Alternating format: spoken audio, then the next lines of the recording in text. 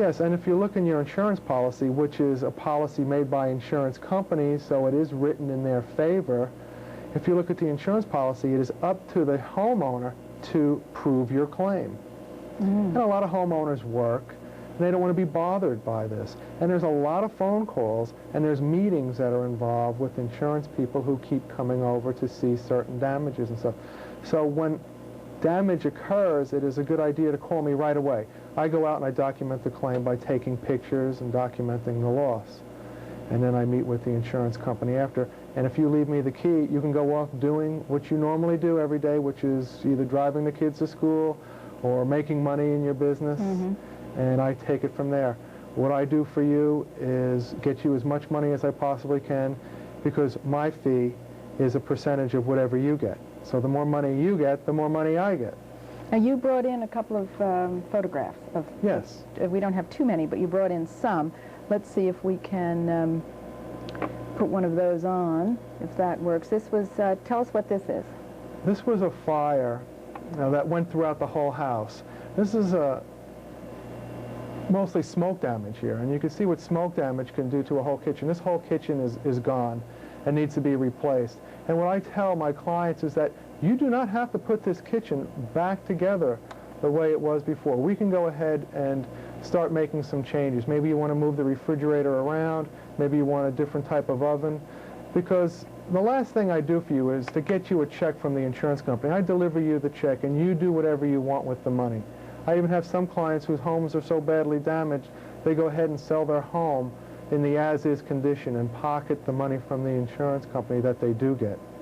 So you just saw a picture of the kitchen in its before. I'll show you after it was remodeled by a contractor that I had recommended to the homeowner, what the kitchen ended up looking like.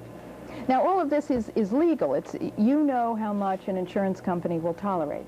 And if you can move it just a little bit more. Yeah, we'll get that. Here, we just get, there we are. Okay, so this is the finished kitchen. Yeah, you can see we've got a nicer quality of cabinets in there. We've got a European dishwasher. We moved the refrigerator over to the other side of the room, and you can't see there, but we did put a granite floor down. So it's very important. Part of what I do for people too is review their insurance policy to make sure that they are covered adequately. 9 out of 10 people that I do losses for, I read their insurance policies and they don't have the proper coverage. They should make sure that they have replacement costs, or even better, guaranteed replacement costs on their policy, instead of another familiar term, which is ACV, or actual cash value. When someone sees that they have actual cash value on their policy, they feel as though, oh, if anything goes wrong, I'm going to be covered.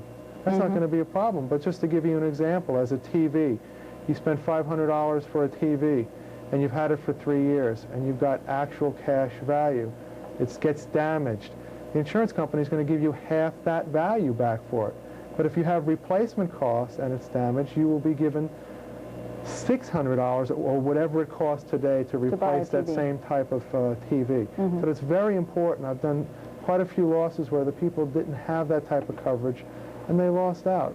And there's other items too that you want to make sure you have coverage for. One thing, you don't want to have a low deductible today. A lot of people have $250 deductible. Yeah. You should move your deductible up to $500, maybe even $1,000, because you do not want to have that many claims on your insurance policy, and you're tempted to put more claims on when you're at the $250 deductible. So I recommend people go.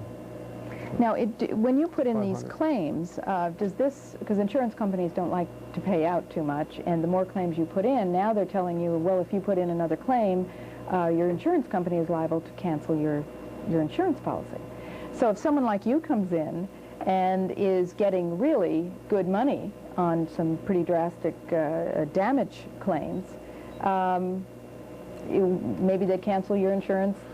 They won't cancel your insurance, but this is something a lot of people don't understand either. Yeah. If you have 3 claims within 3 years, typically the insurance company will drop you, and then you'll have to go try to get insurance elsewhere.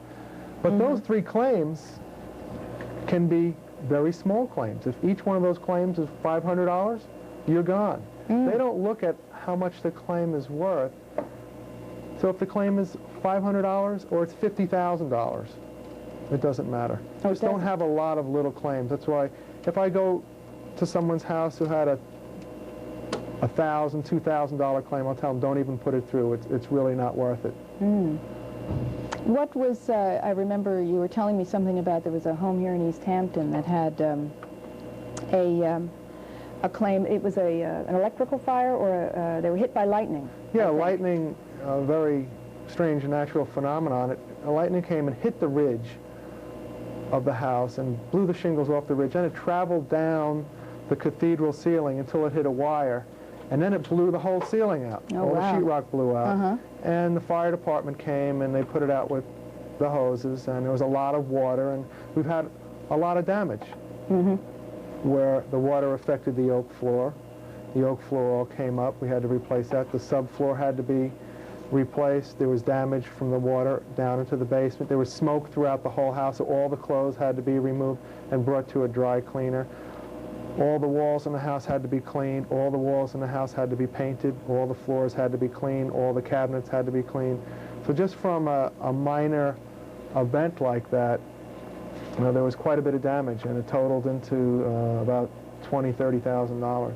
Now, had the insurance company already come and taken care of that, or given them an estimate of what it would cost them, or what they'd pay them? Some people, what they'll do is they'll go ahead and have their insurance company come in, and the insurance company will give them a price on the damages, and then they'll call me up and say, Greg, the insurance company is giving me $20,000, can you help me? At that point in time, it is very difficult for me to help them, because for me to move an insurance company off of the numbers that they originally arrived at is very difficult. I've done it before. Oh, good. But it really makes the adjuster look incompetent. And the adjuster does not want to look incompetent, or he'll lose his job. It's important for me to come in very early on, for me to go ahead and do my estimate, and then lead the insurance adjuster through my estimate on what should be paid. And that way you can go ahead and get a larger recovery.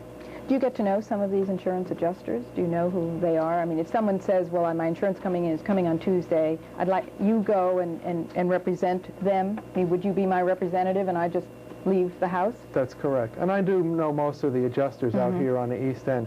I do travel abroad occasionally, and that's when I don't know the adjuster. So it's very good to have a good demeanor and rapport with other people of other nationalities. I was down in Antigua a year and a half ago when Hurricane Lewis came through there, and I dealt with English adjusters from England. Well, they're always polite, aren't they? Oh, yes. Yeah. But they can be very rude also. Oh, they can? Yes. How is that? They didn't like you being, I suppose, an American coming into their territory? Well, that's part of it. But we got along. My name's Llewellyn, and it's Welsh, and which is somewhat English, so we got along fairly well. Now, I have another, you had brought another picture here. This is the rear of a home, and you can see the fire as it escaped through some of the windows. And why I'm showing this picture, I want to show this is a before, I want to show an after picture so you can see the improvements that the people were able to put in to the house. Now, the after photo shows the dining room being extended out. It also shows in the basement area we put in a sliding door. We put a couple additional windows on the gable side of the house, and we also put an air conditioning system in here. Well, now, this is one of the things that I thought that insurance companies were trying to do away with. The people who were, getting, new playrooms and dens and everything because of a small fire. I mean, you really have to prove an awful lot here to have made these that there was horrific damage in order to get these kinds of improvements. Right. And in this situation, the homeowner had a tremendous amount of contents in the house. He saved everything. He was a real pack rat. And I never would save anything. I would always throw everything out, but now I'm changing that around. My philosophy, I save everything, because if you have a fire, you will be paid for everything as long as you have coverage to that extent. And in that particular house... Do you have to document all that?